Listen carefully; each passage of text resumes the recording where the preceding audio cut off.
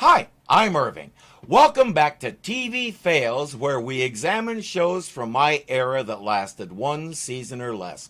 We're at a club listening to a promising young band. Here's my baby, getting in the groove. Yeah, yeah, yeah. When all of a sudden a car passed by, blew the horn at us. I looked around and I saw my mother. She was raising a fuss. His mama saw him holding hands with a girl and called the police. Someone needs to introduce Mama to the wonders of Haldol. The lead man we keep focusing on goes by Nicky Van. His real name is Bobby Sherman, and at this time he had been an in-house singer for about a year on America's first true rock concert show, Shindig. He sang with the show for its full two-season run and became an instant teen idol. Fresh-faced, absurdly good-looking, a smile that could melt steel, he was clean-cut, polite, and sang about happy things. I was so jealous. If I had met him at that time, I probably would have tried to strangle him on the spot. After Shindig, he struck out on his own and had several million-selling hits. Through the turmoil of the 60s and 70s, he maintained his boy-next-door image, and audiences, especially girls, ate it up. I was still insanely jealous, but I couldn't help buying every new single he put out. They were just so good. Although he officially retired from music not long after that, he still pops up from time to time for a benefit or some such. And he's still considered one of the top teen heartthrobs of all time. And by the way, your eyes do not deceive you. The guy on the far end is Michael J. Pollard. They had a good set, so now they can relax in their dressing room.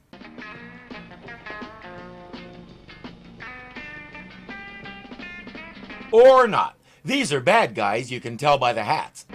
You Nicky Van? You got the wrong pauper, Pappy. I'm Nicky. What's the action? We just want your autograph, pal. Hey, what did you go do that for? They knocked the other two out and grabbed Nicky. One of them leaves a note for Nicky's dad, one J.J. Vanderhyden, V.R.M. Very rich man. I'm not at all sure you'll recognize my son from this picture. The last time I saw Nicky, he seemed to have taken on the color of his surroundings. Hey, look, man, you go to your barber and I'll stay away from mine. There's no other delivery like it. He was a quickly rising star at this time, and with good reason. The following year, he'd be the boy in the mirror that Penny befriended on Lost in Space. The year after that, he would land the role that clinched his fame, C.W. Moss, the little rat who betrayed Bonnie and Clyde. You call yourself the Paupers. Do you ever use your real names? If you had a name like Gloatzelman, would you use it? Marv, whatever he said, is played by Nino Candido. He did very little acting. His main job was behind the scenes. From 1982 to his death in 2008, he served as property master for numerous TV shows and movies. I have a feeling that's a good thing because he doesn't seem that comfortable in front of the camera. What about Nicky? Called himself Nicky Van. Well, kidnappers knew that he was a Vanderhyden. How about his manager? He wanted me to finance a record promotion for the Paupers. Yes, Tobias Quinn knew. So let's go see Tobias Quinn and find out what he has to say for himself. Tobias Quinn? Don't be to you, princess. You're in the right place, baby doll. Honey West. Honey West, that's perfect. He studied her some more, said there's just one thing missing, and tried to sell her a tribble. Stanley Adams will always be Cyrano Jones to me, and like most of you, I'm trying to forget that other role he did. You know the one. Hey, let me take your coat, huh? I'm not wearing a coat, Mr. Quinn. Oh, are you kidding? I'm a private investigator, Mr. Quinn. Should we talk business? He's used to women who'll do anything to get into show business, and some of them are into some interesting things, but this is a new one. Mr. Vanderhyden would like to have Nicky back in the fold. Yeah, well, who am I to tell the kid he's got no talent and send him home to Papa, you know what I mean? Even if Papa is willing to back your record promotion scheme? What's the catch? Well, there's no catch. Just give me the facts and figures, and if it's not too much of a swindle, I'll tell JJ to back it. She couldn't care less about any of it. She just needs him occupied for a few seconds. Let's see,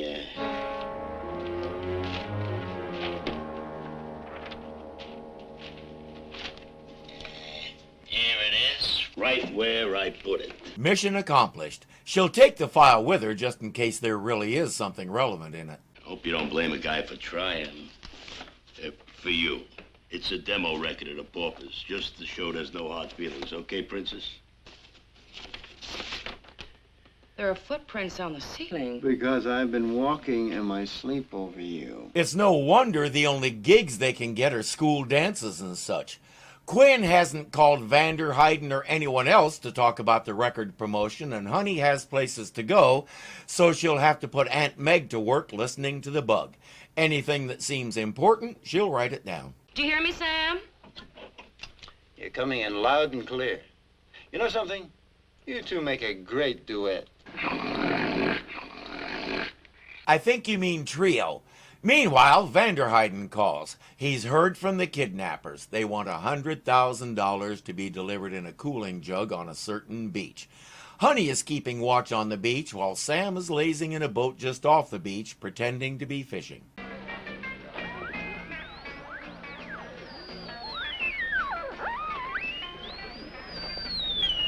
Getting a strong signal on that jug. How's the fishing?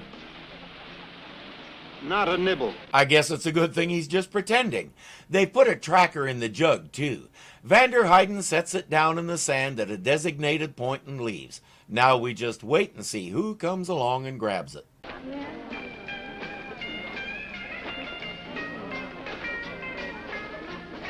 Something I want to know, who played all that generic rock music that's usually playing during scenes like this? They never get credit, and if you listen to how long the music goes on, they're working their little fingers to the bone. It's just not fair. They've got it.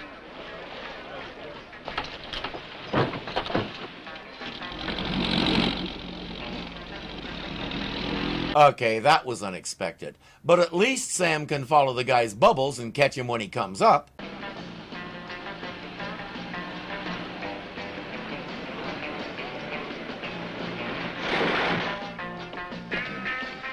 He's a scuba diver. I'll circle the lake. He's got to come out somewhere. It's just too bad Sam doesn't know that. Honey's signal says our man has left the water. Sam will go find him.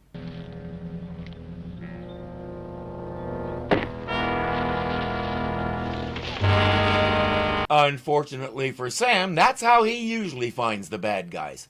I won't talk about the fact that our diver walks away still wearing his gear, including his fins. If you've ever tried to walk in swimming fins, you understand why we don't do that. They have an empty jug and an unhappy client. He says, obviously, the kidnappers found out about you two. The only way they could know about us would be through Mr. Quinn, and that could save Nicky's life. Quinn knows we suspect him. Murder'd blow the lid of secrecy right off this case. And the fallout had hit Quinn. Yes, if he's the kidnapper. They're overlooking something obvious, but there's no time to ponder it right now. The kidnappers are on the phone. You were a naughty boy, bringing company after we warned you not to. But we'll keep the bargain. You'll find your package at the shack at the end of Newell Canyon Road. Well, at least they seem to be honorable kidnappers. Let's go collect Nicky. We'll have you free in a moment, son. It's Jingles. Where's Nicky? Where's Nicky? Hey, man, hey. Unhook me, huh? Come on.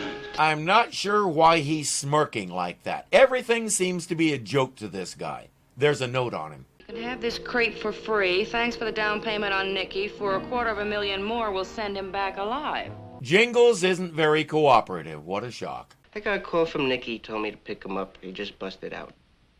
And?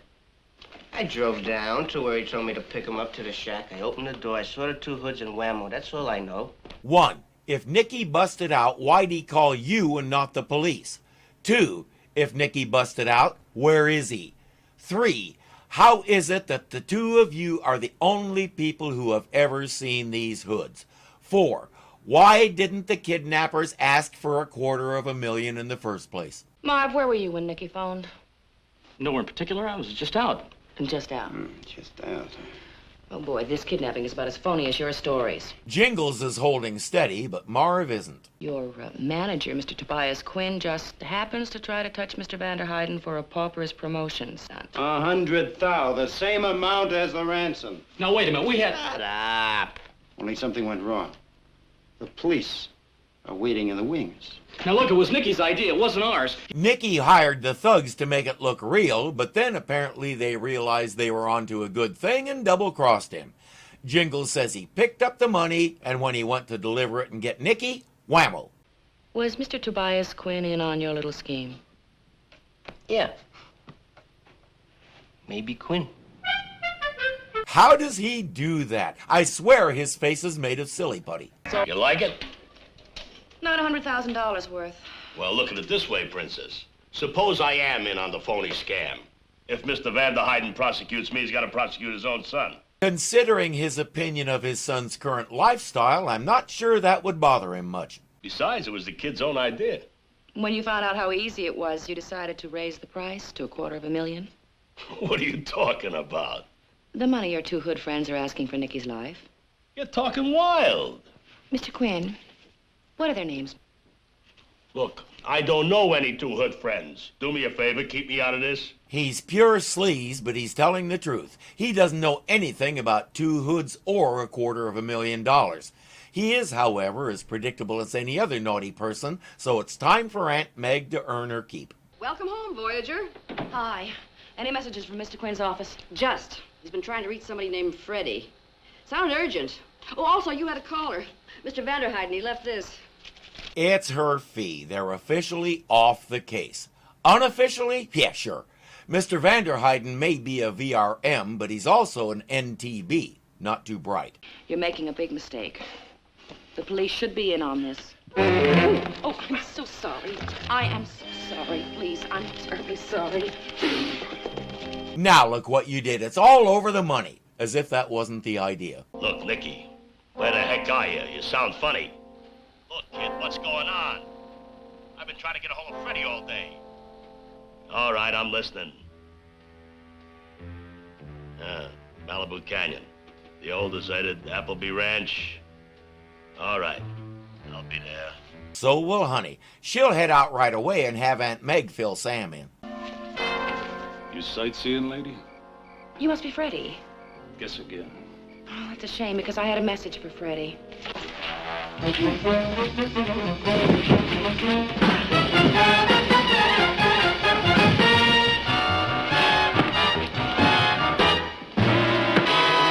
I'm gonna guess that's Freddie. She's tied up right alongside Nicky. Nicky Vanderhyden, I presume. To know me is to love me. Who are you, anyway?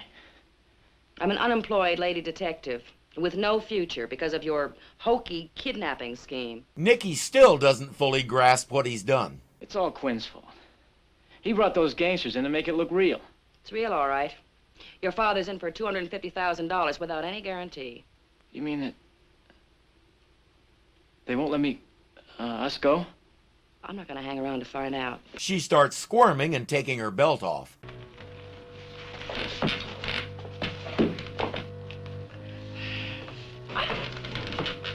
Here. How come you're carrying a knife? Because I'm a regular cut-up. There are all kinds of stories about the spoiled rich kid who doesn't grasp life in general, but this kid is about 3 notches above anything I've seen before. He's still totally clueless, but he'll take the knife in his teeth and cut her ropes anyway. What are you doing here? Come on, get out of here now. Look out, Freddie, he's got a gun.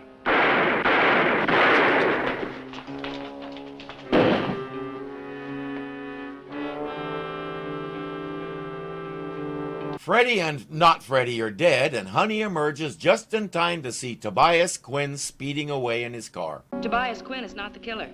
The police must think so. They have an alert out for his arrest. Well, Nicky and I know better, don't we, Nicky? Nicky? How would he know? I don't understand.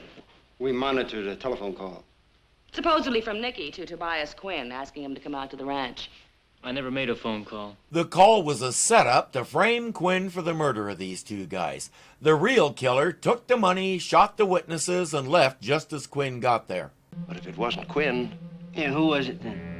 You, Jingles. Me? Oh, boy, you're really off the beat, baby. I spilled some face powder on that ransom money, and that powder was chemically treated so that it would show up under an ultraviolet lamp. Would you hold your hands out, please, Jingles? Of course he's the big bad. You don't put Michael J. Pollard in the cast, list him in the credits as a guest star, and not have him be one of the major players. And now we know what the powder was for.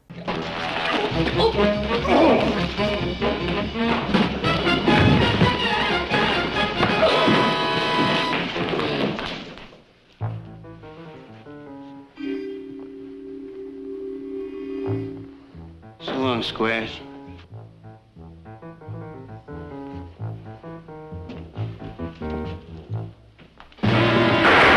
This is more like it. The gadgets she used were simple, like the knife, but effective because we didn't expect it. Maybe we're getting the character back on track. Jingles is in prison, and Nicky has a new band which consists of himself doing all the music and his girlfriend go-go dancing. Walking with my baby, home from school. Yeah, yeah, yeah, talking with my baby, getting in the groove. Yeah, yeah, yeah. Things are looking up for him. He even has a new fan. Mama saw me with my girl. Well, it seems Nicky and his father have reached a new understanding. I'll say. Saw me with my girl. Now I gotta stay home all the time. But he still only knows one song.